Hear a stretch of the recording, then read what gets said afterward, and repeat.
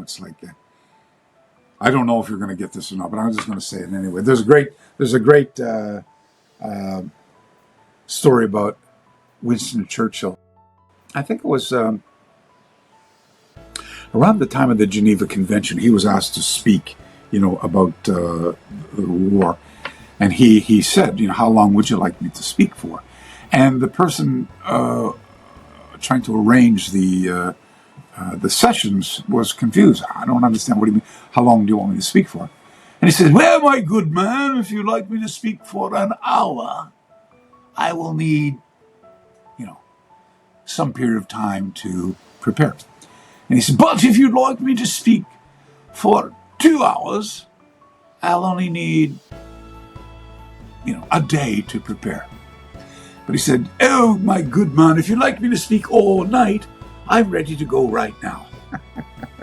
and so that's kind of me in a way, but.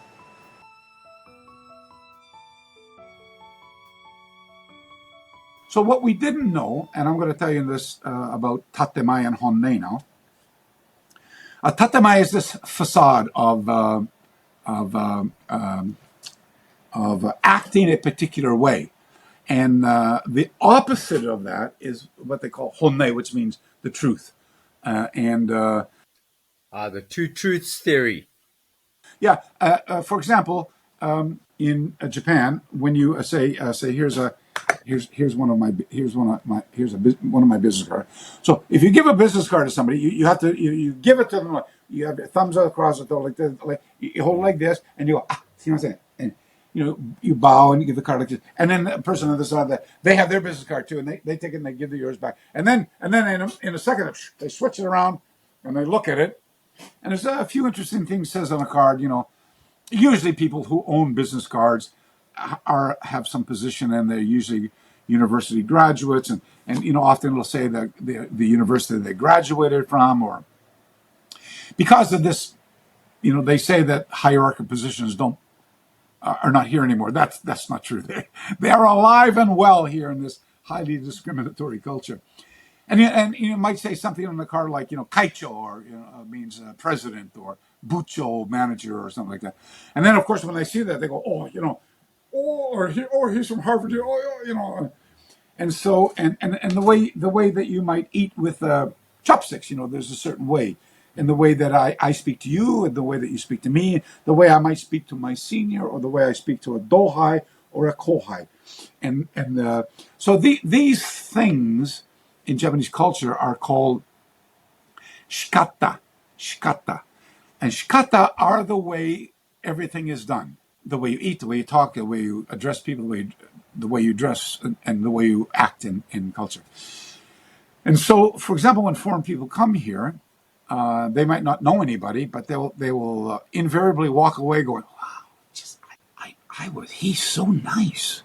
Wow, I felt and they might spend 1 week in their life to come and visit Okinawa or Japan, or they have, today international travel is a lot more accessible than it was 40 years ago, where it was a once in a lifetime thing if you ever actually made it to Okinawa. But now it's people come every year, But anyway, so the difference between visitors and living here is a different story, And someone will go back home, and they'll say, "My God, I had absolutely the best time. Food was great. I never paid for even a drink. Or the sensei did this, or my seniors did this. Training was hard. I mean, we really trained, but the friendship, the camaraderie, and then you learn the term ichariba chodi. Like if we meet, we are brothers or sisters. For life. And when people come home, they go, "I'll never forget that experience. It helped change my life." Now, what they don't know is this Tatemae Honnei duality of this culture, where this willingness to put personal desire behind communal tranquility compels the culture to be polite. And when I say it that way, because if you went to say Canada or United States, or and you were looking at somebody like this, and our eyes caught. I was looking around. I caught you looking at me, and I looked at you, in say like where I come from, say Toronto, and I looked at you, and you looked at me. I don't think it would take too many seconds before one of three things happened. I either would go, excuse me, I would look away, or you go, no. Or somebody would say, "What the fuck are you looking at?" It's just, so that those are the three possibilities. Here, somebody looks at you, and I say the cultures are so diametrically opposite. You look at somebody and you go, "Hello," hello, and then right away you start speaking. And I'm so sorry. I got to just give you one more little story, if you don't mind, because the stories contain such valuable information. No, Absolutely. for me, especially these little stories for me, they were life changing for me here. I remember when I was young. I mean, I spent the whole decade here, from my late 20s to my late 30s. That's a very I'm in my 70s now, so I was just telling you that changed me a lot, by the way. And I really grew I think in a very positive way, because I came from a very direct culture like you. And so anyway, so back in the 80s, I used to go up to the JK Homo Dojo in up in I used to call it Gaijin Gulch, up in Tokyo. And on Friday nights they used to have sparring, because foreigners would come from overseas, and guys like Tabata, Tanaka, guys out there were great athletes, and they're welcome foreigners there. But anyway, it was Friday night bloodbath, every time I went there. So, and I'd come out from I was a nationally rated fighter, and by the way, when I first came to Japan, I fought as a kickboxer, and I started into something which we call kaktogi then. Now it's called MMA. And I was like kind of a first generation shoot fighter, a submission grappler. My group that I was with for many years, we were the UWFI. In 1993, we changed our name to become we were called the Pride Fighters, by the way. So, no gloves, no gear in those days, and it was 10-minute rounds. It was messy, but so I had been doing that in those days, right? So for me to go back, put a gi on and fight with this, it was like. So I told you in those days I was still doing the crazy stuff, but I never had a job. When I came here, I got married. By the way, married a Japanese woman, and decided to settle down, put roots here, and bring my children up here. But I don't come from a fancy academic background or English. I have a certificate, a diploma in English lit. I don't do that. I was like a high school dropout, and and yet now I would chase education later because I knew what I wanted to study. But at the time, I was too wrapped up in martial arts. I didn't have time for school or anything, and I came from a very dysfunctional family background. Another story for another time. And so, the martial arts were everything for me. And I say I didn't have a very strong paternal role model from a father. That's why Chuck Merriman became so valuable to me when I was just a teenager, because he became a kind of a role model for me. So anyway, the fighting thing. So when I was living in Tokyo, I was. Some guy said, "Oh yeah, you want to do a martial arts demonstration at this school? They'll pay you some money." And I was, "Oh great!" I didn't have any money because they said, "Oh, oh don't worry, you get to Japan, you're a foreigner, you can teach English." And I was, "Great, that's great." No, I didn't know when you show up in here. First of all, you have to have a university degree. It doesn't matter that you were a fluent English speaker. That's beside the point. Everything here is so templated and so ritualized, and nobody can think outside the box. I needed some money. The guy says, at the time I think it was called St. Mary's International School, put on a big demonstration, and they were going to pay me like I think it was 100,000 yen at the time, and 100,000 yen. That's like $1,000. I mean, in those days, oh no, 100,000. My apologies, 10,000 yen. 10,000. So, but which is today is like $100. But in those days, it was around $300 or $250. So that was great for me. So anyway, I did the demonstration. And this guy comes up to me. And by the way, there's lots of foreigners. It was an international school, right?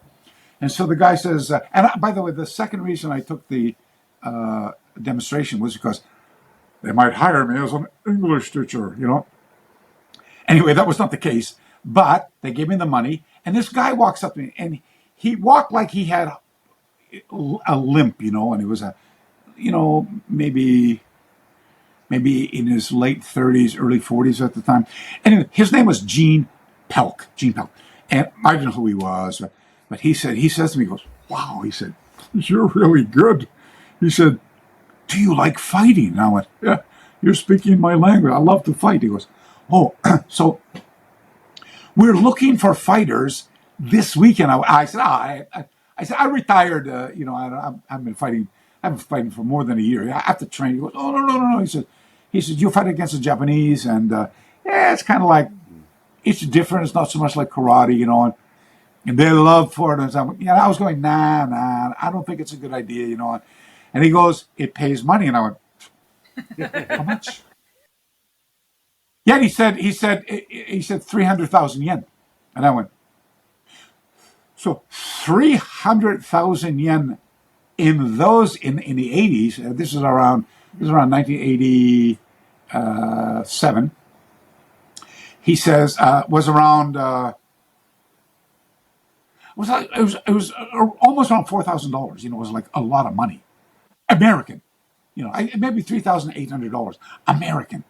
I went, oh my God, that's a lot of money. And I said, I'll take the fight. I used to be, to supplement my income when I was running my martial arts school, even in my late teens and early 20s, I used to work as a bouncer in some nightclubs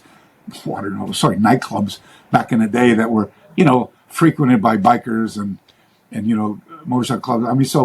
Fighting was second nature to me. And I fought lots of fights for like $100 and stuff like that. You used to work in a nightclub and work all night long. It was like all you could drink. I was not a drinker, by the way, but it was all you could drink, all the fights you could get, all the girls you could meet, and for $20 a night type of thing. So I was okay with that. And to get $3,500 for a fight, oh, Jesus, how hard? How could I would pay just pay me. I'll just stand there like a bowling ball if you want. Hit me for the money. Anyway, I took the fight, and the fighting was called shoot fighting. I'd never heard of it before, shoot fighting, and they call it kaktogi. Anyway, long story short, you can look it up. You can see me on YouTube there. It was no rules. Basically, you were allowed to impact the guy and throw him and fight on the ground, knee him, head, all these things. Right?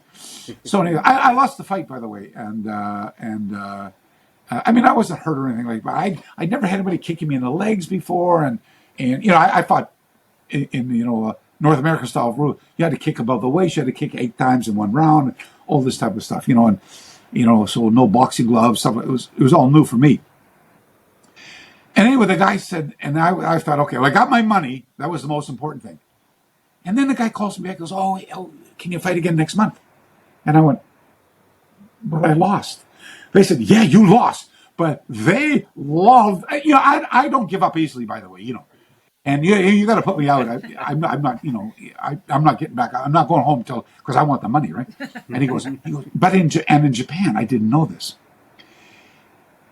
Like back home, if you lose, you're the loser, the winner gets all the glory, type of thing. Here, that's not the way it goes. If you lose, but you lose bravely, you get more recognition than a winner. And I didn't know that at the time. And they said, no, he said, oh, they loved you. I went, I said, well, the guy knocked me down like 10 times. I could hardly walk on one leg. He goes, yeah, he said, but you continued to fight. And I went, he only choked me unconscious at the end. He goes, yeah, but that doesn't count.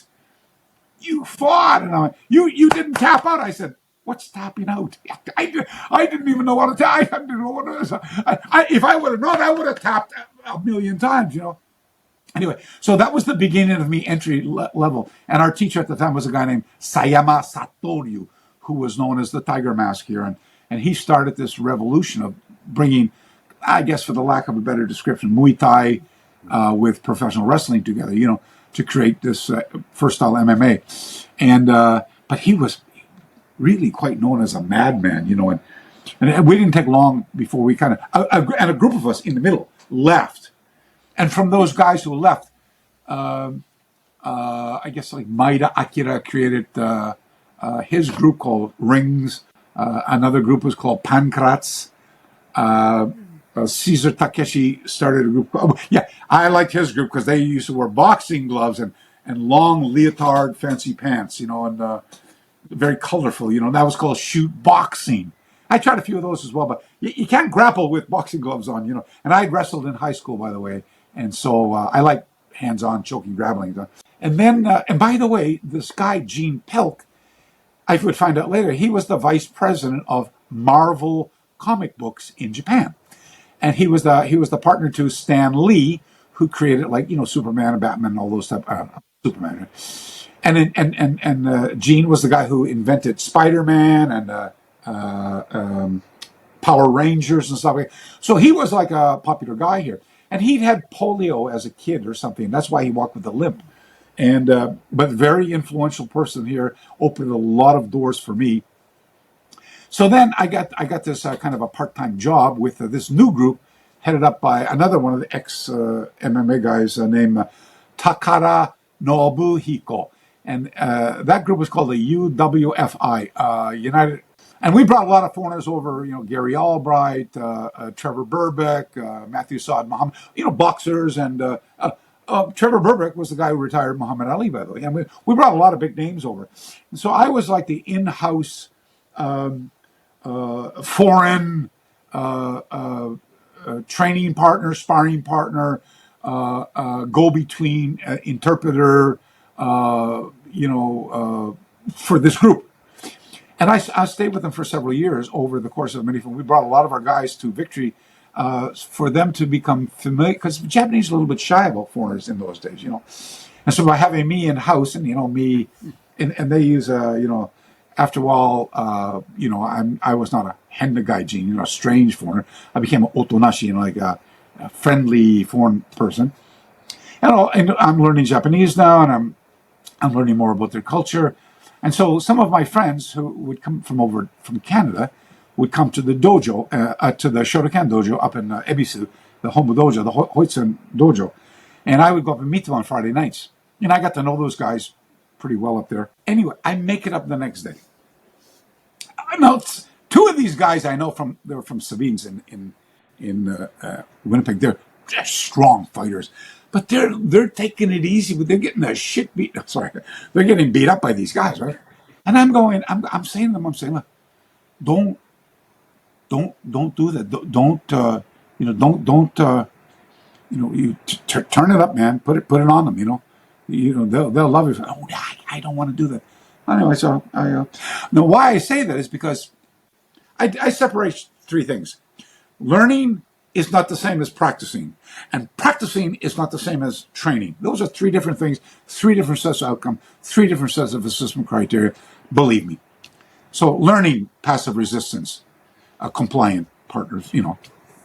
Practice is a mechanism through which there's a graduated system where you move from a passive resistance to a gradual and exponential investment of aggressive resistance until such time as you build familiarity. And you know that, and everybody knows that, right? And but when I'm going down to spar with the national team guys, I'm going down and I'm protecting my ass, first of all. And I want to have fun with these guys, but that doesn't, the way you and I might move around, or have a friendly roll, or, even to hit the focus mitts or something. We're not trying to kill each other, That's a different story over here, and especially in that era. So I would bang them, foot, take them down, pump them 4 or 5 times, and not go, oh, I'm sorry, I punched you in the face 12 times, and then nobody was going, oh, you're going to hit me in the face. So nobody's doing that. And I like that. And so anyway, that's the first time that because I'd been a punching bag for weeks, And my friend said, why do you do that? You shouldn't do this. And he said, no, Don't be afraid to do it. And I went, okay. So first night I did it, like, boy, let me tell you, that changed things immediately. But then later, he said, there's a difference between being a bully, being aggressive, and being functional. And he says, don't ever abuse your privilege. You could be made into a hamburger really quite easily yourself. So don't abuse that. And I said, okay. And I remember the first night I was bruised and battered. But in the change room, and there were no showers there in those days and stuff like that. And I was sitting there, you take your clothes, all the boys, get clothes up, you're sitting there, with a towel. And I remember looking at these guys and they're looking at me. And it was just really from the heart, I just really said, I said, I don't even know how to put it, but I just said, I really want to thank you for tonight's workout. He goes, pardon me? I said, really, I kind of, you apologize before you say anything. I use that kind of a term like, お忙しいところ、すみませんけど、稽古が、素晴らしいですけども, like, I'm very sorry to say this, but, our training tonight was, wonderful. And, you guys fought like samurai, like that. And I bowed to them. Like, oh my God. The first time I ever saw these guys, I got me a hug and we were out drinking. I would never do that in English. I could never imagine at the end of the night us beating the crap out of each other and then turn around and look at you going, you fought like a samurai.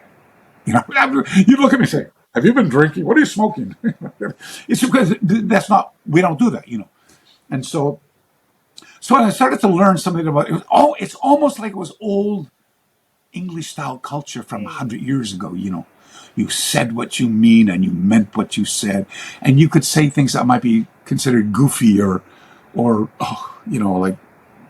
like I love opening the door for girls in the car. I do flowers, Today people look at me and they laugh at me when I do that. It's like this whole woke thing, and it's just me though. It's just the way I was brought up. It's just the way I embrace things, right? So anyway, we'll tatemai honne.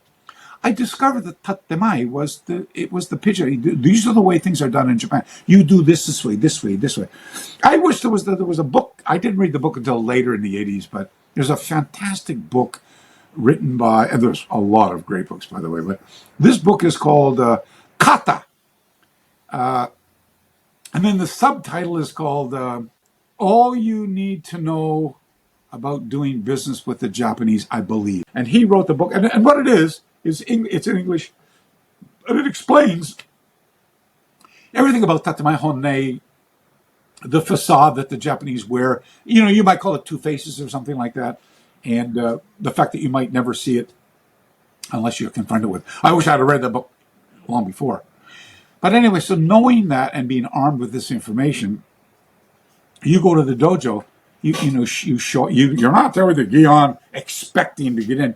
You're there in a very modest and courtesy and time out again for a second. Let's say I live here. I'm a foreigner. I live here. How about if I got my two kids with me, which are in their late 30s and grown up? Let's say I'm a foreigner here, or I'm one of the Americans. And I just want to go join the dojo. And I live here near the Katsurin Peninsula, near Agena. And there's a military base down the road and lots of dojos around. Let's say I just walk up to the dojo. And they go, get out! You got the letter of introduction? I go, no, but I read the sign outside that said membership's 5,000 yen a month. Can I get a man? You just walk in and join like anybody. I'll tell you where this whole thing comes from about this. No, you need a letter. This is this whole protectionism thing here. This is this karate tourism and it's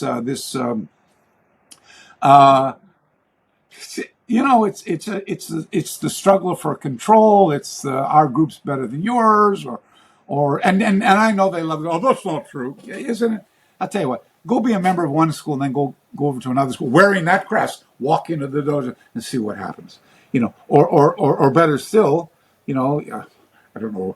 I can't mention any names, but walk into the school and say, "Yeah, no, look, I'm here to learn self-defense." And say, "Okay," and then train for a month, 2, 3, 4, 5. You go, Jesus, I've been here for 4 months. all I ever learned of it was do this, and then I was going, hey, and the teacher came by and went, no, no, no, no, no, and he moved my hand like this, and goes, oh, anyway, that's a fucking lesson, and you think of where's the self-defense part, and pretty soon you realize it's not self-defense, it's cultural recreation.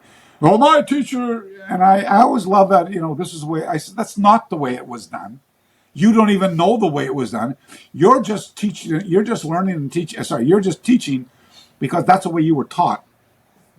If you were taught another way, you would have done it another way. But that's what this whole thing about tradition is. And I say that's not what tradition was meant to be. And that's another one of the beautiful things about studying the history of the art, is because you realize that back in the day, nobody was going, oh, you got to move your fist 2 inches to the left. No, they were saying if you can't escape from a barrage being punched or kicked or choked from behind, you're gonna lose. You're gonna get or it's gonna be fatal. Or you're gonna get robbed or raped or whatever the case was. Nobody was saying that. They were just saying like that doesn't work. And now today the argument to the alternative is, oh, it's all about this might is right. No, it's not. It's not. There's nothing wrong with embracing the tradition as a cultural recreation. There's nothing wrong with embracing it as a challenging competitive art, nor as a business. I used to make a joke. Maybe it's the oldest business in the world until I was over at the brothel district and I found out that's the oldest. Maybe we were there to protect them. I don't know, but and so it is an industry, whether you like it or not. Now we say, oh, the Japanese don't charge. Oh my God. I know places here you can go over and it's like you look in the menu and you go, look, I'd like to get 2 pieces of calligraphy and a 10th dan. How much is that? I know you might say, oh, that's not true. It's very true, and there's a lot. And when I was doing the translation with Mr. Nagamine for his book here, and the other.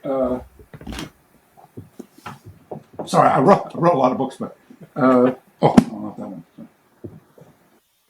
Oh, not that one. This one. Anyway, do you have any of my books here? Oh yeah. Hey, see that book you have in your left hand?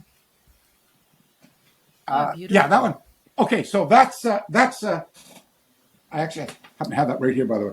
That's this book right here. I translated that book in 1993, and I brought in a lot of other wonderful photographs from Akamine Sensei, and so I'd never met Taira Shinken Sensei because he died in 1970. But this is a book produced by one of his students on the mainland. Sorry, Mago Deshi. Mago means grandchild. Deshi means student. So it would be So Taira had a student on the mainland, arguably the most knowledgeable of them all, arguably, named Inoue Moto Katsu. Oh, he's very well known in South Africa, by the way. Eddie Jardine. Jardine? Yeah. He used to be his student with the Inoue family, right? And so Inoue had a student named Kogure, and this book was produced and paid for by Kogure, and there was going to be 5 of them. But anyway, but it never got made because then Inoue went on to make 3 books, which had the whole curriculum all together. A story for another time, by the way. So I translate this, and Mr. Akamine Eisuke here with the Shimbukan wrote a lovely foreword for me, and he let me take a lot of photographs out of his album, and like I said, I never met or trained with Taira Shinken because he died when I was like 15 years old. So, but I got a chance to train and meet and train directly with several of his students. Akamine Eisuke, Inoue Moto Katsu, Kenji Hiroshi, my own Okinawan teacher, Nakamoto Masahiro, quite a few of them. So I would get the chance to learn a lot about Taira. He was one of my favorite research subjects, as was Motobuchoki and Kyan. Oh, yeah. So I just noticed. Sorry, I'm going to jump it on. You guys pulled up. Excuse me. No guns at the table. I'm sure that's that's nothing for you guys. Let's have a timeout to sell books. My favorite research subject was motobuchoki. This one, and I've redone all the I've redone it all now in AI. I've used AI to get all the color, and I brought all of his books, his two books together, dozens of articles. I met lots of his personal students and to produce this. It's a if you're not governed by style, like, oh, I can't do that, it's not my style. Please buy this book. Oh my God! Oh, no, we will. So there's so much in there. Yeah. No, we definitely will. It's an awesome book. The next one is Tanpenshu, and it's about Funakoshi Gichin, but mostly like before he went to the mainland, and what he taught here, who he learned from, and like a lot of photos have never been published before. I mean, I even have his certificate here from the Dai Nippon Butokukai, none of which people have even seen in their life. So the Shotokan people are just oh, that's not my style. Come on, anyway, really piece of valuable work. And my latest work is this one called Kensei. Kensei means fist saint, as opposed to Kensei meaning sword saint. And Kyan Chotoku was actually the cousin of Motobuchoki. And again, the book is it's all in color, and it's the kind of practices that I love. 2-person, hands-on, highly functional drills against acts of physical violence that are habitual human nature. And incidentally, just as a matter of all, we're here, and somebody's going to be listening to this. There will be someone who will like what I say. The majority will not. But these two guys who were cousins, by the way, if you look at the drills, that's not what they're doing today for karate, by the way. And so what I wanted to tell you was, after the Dai Nippon Butokukai put these mandates down about changing the name to identify it as a foreign art, to adopting the suffix to make it in harmony with what else we're doing, the conformist based, and then the uniform, the belted system, and then finally getting a competitive platform upon which to test your fighting spirit on, and your competency in fighting spirit. They ratified it as a Japanese martial art, not an Okinawan martial art, a Japanese martial art. And what happened, because of the popularity on the mainland in post-war years, when karate, like Aikido and Kendo and other arts, were used as a mechanism to link cultures together to the foreigners that are visiting here to better understand the culture, the art, and the language, it gain popularity and then have a reverse influence upon the subsequent growth and direction of the art back in Okinawa. So what you're looking at today in Okinawa, as a rule, 95%, is you're looking at Japanese karate being taught and practiced in a much more, I like to say, a much nicer and more relaxed environment than on the mainland of the militaristic type thing, But make no mistake about it. I mean, anyway. So and the interesting part about this drill, this book, which I had not started out to write as a rule, was stumbling across a book that he wrote in the same year that his cousin wrote his second book. Motobuchoki's first book was written in 1926, called Okinawa Kempo, on fighting, on kumite, which was what all the fighting arts in those days were called, Okinawa Kempo. This guy wrote his first book in 1932, but it never got published. And it had remained basically a secret until just a few years ago. And I remember when I came into contact with it, and I started talking to, the Shimabuku Zempo Sensei is arguably the highest ranking guy in Kyan-based teaching. There was another guy named Nakazato Jo-in, who was 20 years a junior of Shimabuku Zembyo. So he's still direct lineage of this guy. And when I brought that to their attention, they were saying, "Oh no, Patrick, thank you. You're a lovely person, Patrick, but Ken Sensei never wrote a book." Okay, thanks. Imagine their surprise when this came out. Another reason to hate Patrick McCarthy on the list, So take my word for it. You don't know the half of it. But that book that you just showed up, so when I finished everything, I made it into like a kind of what you might call a PDF today, and I printed it out, and I took the copy down in 1993 to Akamine Sensei, and I said, Sensei, here's this.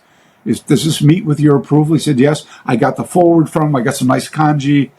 And then my publishing company in those days was Charles Tuttle, kind of the rival to Kodansha. And Kodansha had turned me down a couple of years before. They didn't want to. They thought that this book, the Bubishi, was worthless, so they didn't want to take it. But worthless. What are you smoking? And so I took this title as well. So now I'm under contract with Tuttle for 5 books, right? And my first book was done with O'Hara Publications way back in long before these ones, right? I think in mid '80s, right? And so here's where politics, insecurity, and arrogance come into play. There was a person, you can read all about her when I redo this book, by the way. Well, there's a person in North America who had also studied here in Okinawa under one of these groups.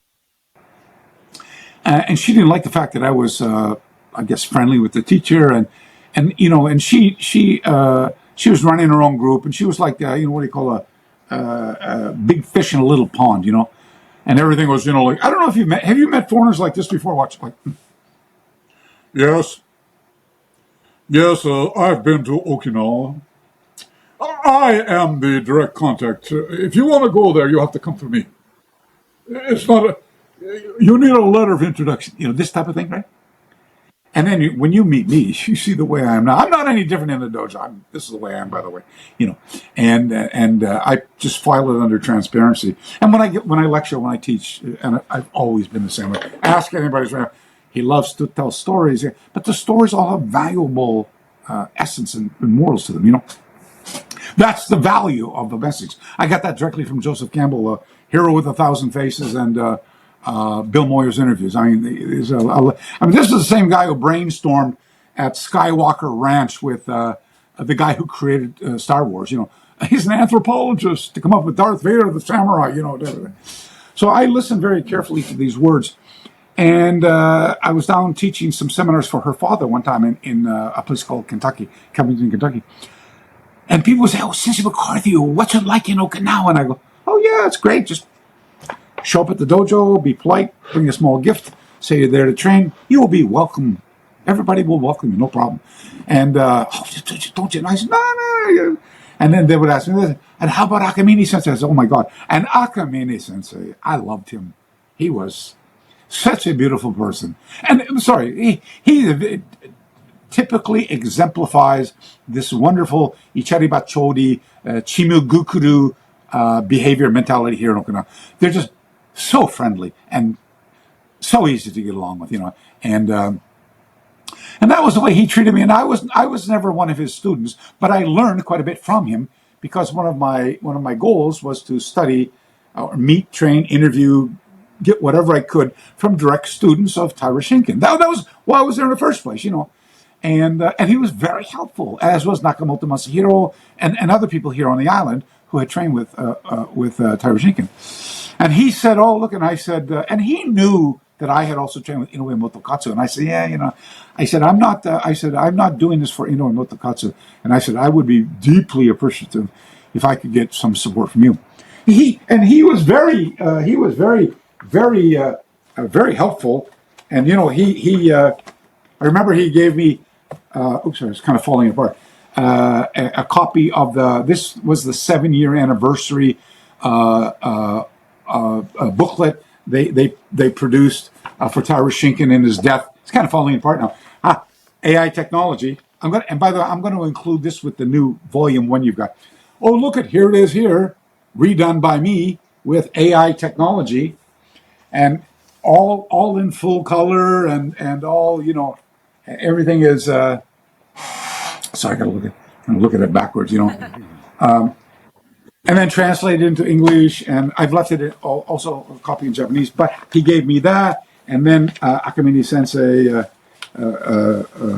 wrote some beautiful kanji for me, and gave me the hanko for the Ryukyu Kopuro Hoson Shinkokai at the time, and made some nice calligraphy for me to put into the book. And then he painted some very nice calligraphy for me here, Sunao, to put into the book, and dozens and dozens of photographs, because he used to have the original manuscript, of the from Taira that he got from Kogure Sensei, and it never made it into the. It never made it in. Instead, the former editor of Charles Tuttle went back to Canada, to Vancouver, to pursue a career in law, to study law, and so they hired some new editor in chief. I don't know who he was. Nor did I really care. I mean, I was under contract. I was the Bubishi, that in Volume 2, Nagamini's book. All these books I got going to be published. Legend of the Fist is another one. Just as a matter of fact, Legend of the Fist is a compilation or a compendium of dozens and dozens of Japanese to English translations I've done from the beginning. Bushi Matsumori, Tosa Anko, Miyagi Chojin. I have right here in my house 22 original pages of Miyagi Chojin's handwritten notes from March 1934, before he would set sail to go to Hawaii.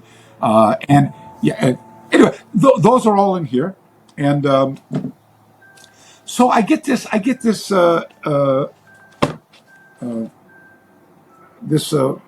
correspondence from people going, "Hey, what did you do to piss off this girl?"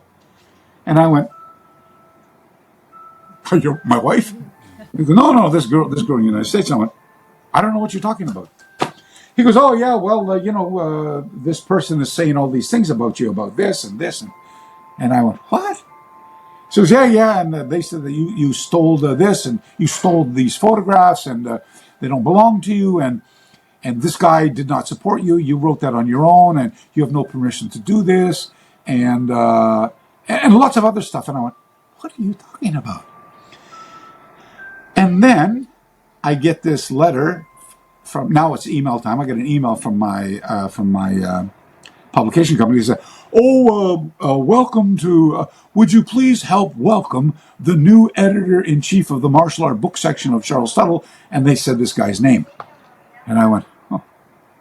The guy's name was the guy who was a friend of this other person who was trying to discredit me. And this guy contacts me and goes, "Oh, Mr. McCarthy, we're looking at this volume 1. I don't know if we're going to be able to publish. Do you have a letter of permission from the author?" And I went, he died like 30 years ago, Well, do you have a letter from Mr. Kogure? I said, "Well, I have this permission." I said, and by the way, actually, in this new version, you'll see a letter from Kogure, by the way, And but at the time, I didn't have these things. They said, "Well, and all these other photos. Do you have the letter of permission to use all of these photographs?" I said, "Are you kidding me?" I said, "These are historical."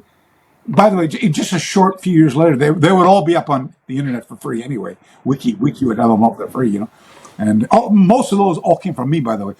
A lot of the photos, and I'm not tapping myself on the back, lots of guys now have done wonderfully insightful. But back in the day when I started, they were nowhere to be found. They were like 4 years old at the time, And so, like, a lot of very large portion of these photographs that make it into, like, you don't see the picture of Miyagi Chojin with the, like, just with the Kyoto Juhatsu. When I was a kid, there was only one of those pictures.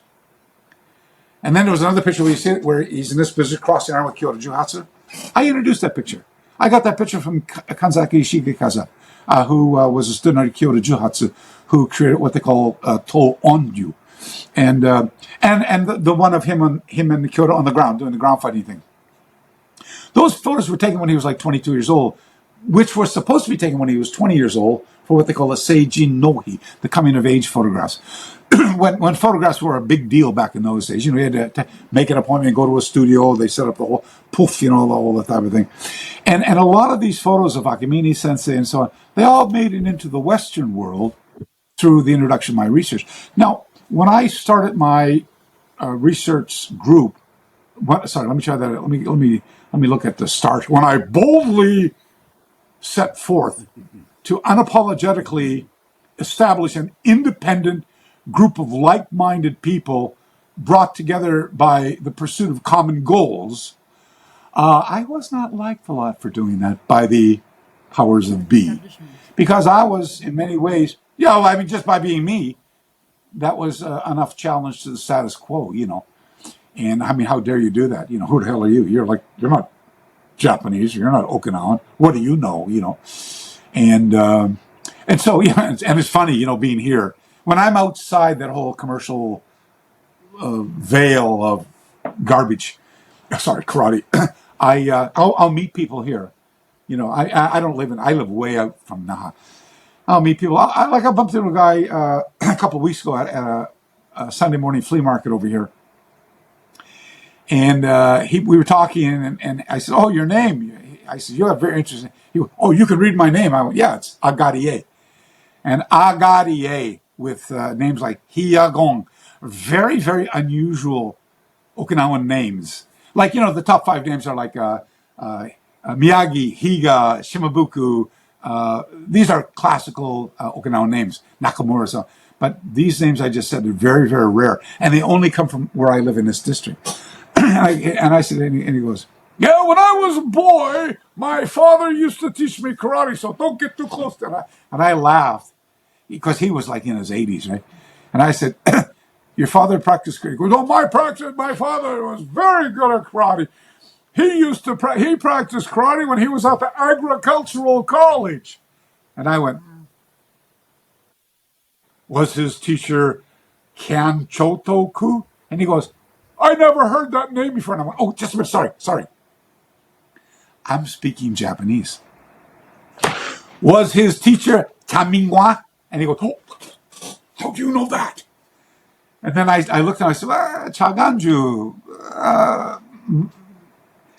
It was Chaganju. And now I'm speaking Uchinaguchi with him. And he's like freaked right out. "How do you know this?" And I'm telling him, I tell him I'm a historian. I'm a researcher, and I love this. Oh, he would let me go. We spent the whole day together, and I went to his house, and his wife made, and there was no. We're coming home at 6. He just showed up. She was. They used aksamio. Like, "I'm surprised. What are you doing here?" I was like, I gotta go. I'll come back anytime. Now we became friends. He's an Agarie. And his dad trained with Kyan Chotoku here, right? So isn't it funny? And how lovely and sweet and just so personable, and he wanted to show me a kata and stuff like that he remembered from. He's not a karate person, but that he learned in his youth. So just a little bit off that. So what happened with the book was, I found out that this guy was a friend of the girl who didn't like me, and she was using this backdoor policy to undermine my credibility. And the book never got published the way it was. And the guy went up and said to me, "Mr. McCarthy, if you don't have the letters of authenticity, the book's not going to get published. The only way this book is going to get published is if you shoot the photographs yourself." And that's exactly what I did. And like I say, I don't go down without a fight. And then, but when the book, the translation is not exactly the way I put it. There's all kinds of the way the book was put together was terrible. There's a million mistakes, and none of the photographs that I wanted in the book were there. So I'm about 1 month away from this book being completely redone exactly the way I wanted it done. In the same way that this is done exactly. I published it myself, by the way, now. Amazon.com. You can do it online. That's exactly the way I wanted the book done. This is exactly the way I wanted my book done. This is exactly the way I wanted my book done. This was not my book to start with. I just translated it. And they did. I think they did a wonderful job on this by the hardcover. But you see, it wasn't Patrick McCarthy's book, so I didn't get the whole discrimination thing. And by the way, volume 2 of the it was the same way. It was a disgrace, in my opinion. And I'm going to redo that one as well. And by the way, even this book, this is never done the way I wanted it done. Never. Here's what I find out about publication companies. You know, look, when I was asked to write the book way back from Black Belt magazine, I'm on the cover, I'm a national champion. Hey, want to write a book? I went, I don't even know how to spell my name. You want to write a book? Oh yeah, don't worry, we get ghostwriters to help you. And then I didn't know in those days that with this vicious circle, like Black Belt magazine, they had Karate Illustrated, Fighting Stars magazine, they had a tournament circuit. All the tournament fighters who would win something, they put them on the covers of the magazine. They would sell more. Then they would get them to write books, and it was all money going. I didn't get that at the time. I just got, oh my God, they think I'm important. I must be important if I'm on the cover of the magazine. I'm selling. I didn't get that at the time. I never got 1 penny of royalty. Nor that I didn't even know I was supposed to get royalties in those days. It was just like, hey, I wrote a book, And when this book was published, so I think the very first one came out looking like this. Yeah. Oh, sorry. My apology. When the first copy, that's the Miyagi Chojin 1934, by the way. Sorry. Okay, I don't have a copy of my first Bubishi. It's just a white cover like this. It was in 1990. But I only made 100 copies of it, by the way. By the way, we're going to have to talk about this when Mr. Chinen comes up. That's another story. But so Miss Higo Nomorio Sensei, I was living in Japan at the time.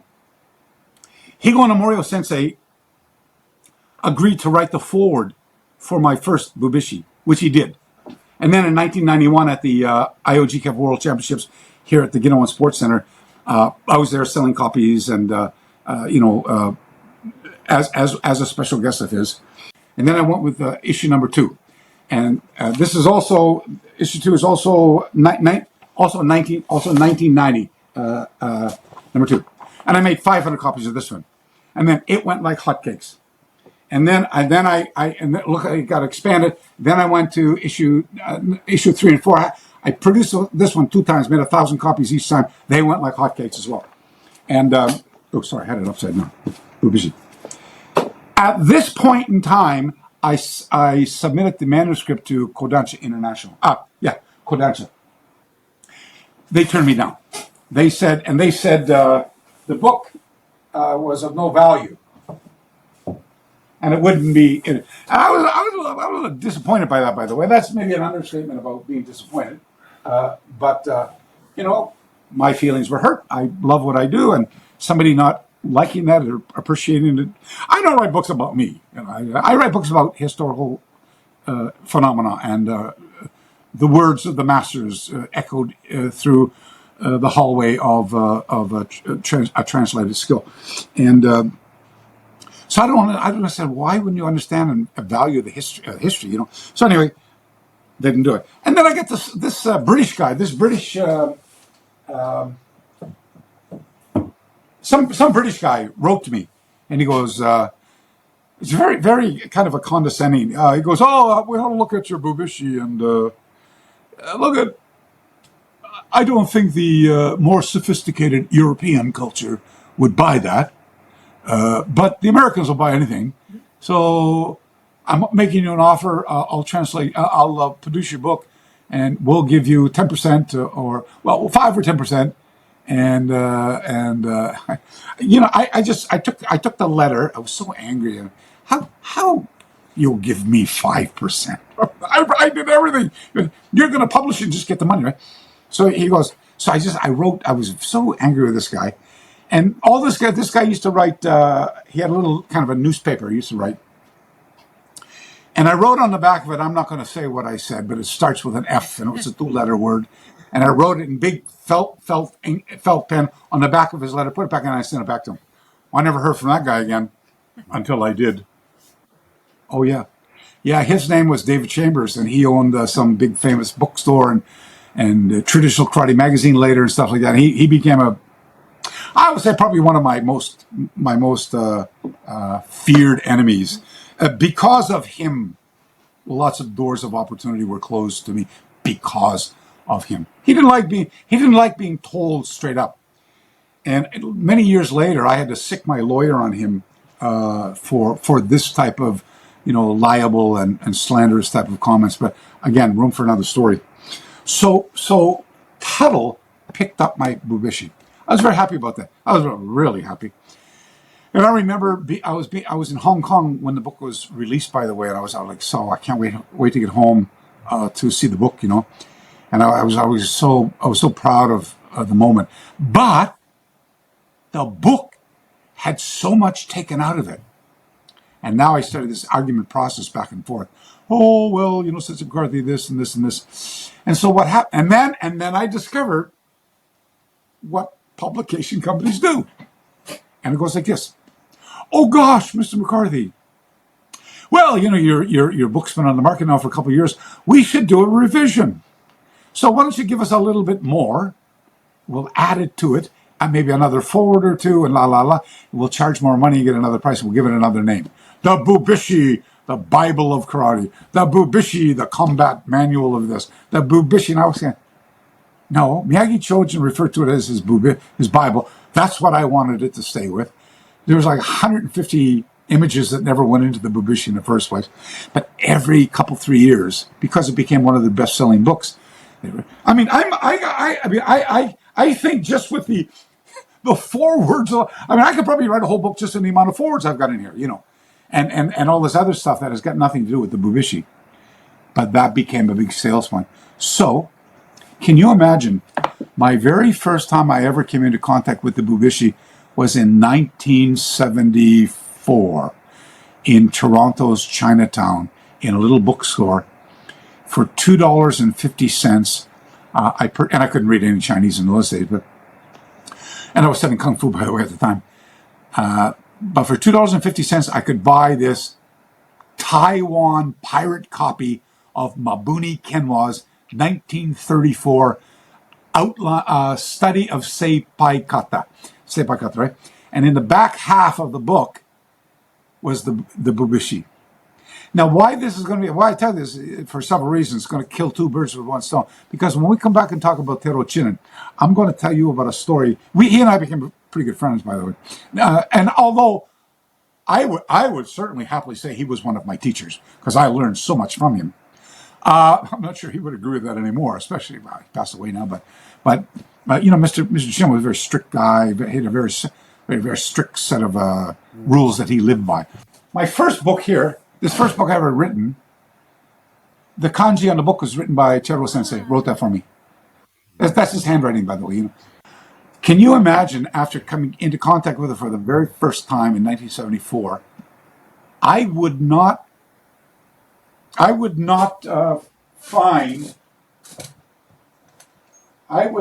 actually come into contact with, and I've seen dozens and dozens of versions of handwritten copies of the movie that have never seen the light of day, by the way, that are still over here in Okinawa in Higa Sensei's students' dojo.